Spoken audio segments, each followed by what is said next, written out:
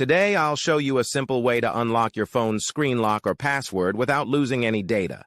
The best part? It's free and easy, even if you're not a tech expert. Just follow these steps, and you'll be able to unlock any phone hassle-free.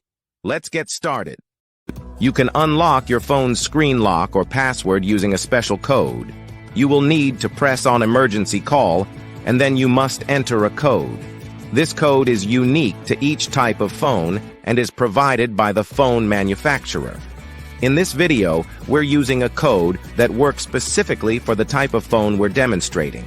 Here's how you can get the code. Visit this website that provides unlock codes for free using a unique method. And that's it. Now you can unlock your phone without losing any data. See you in the next video. Bye.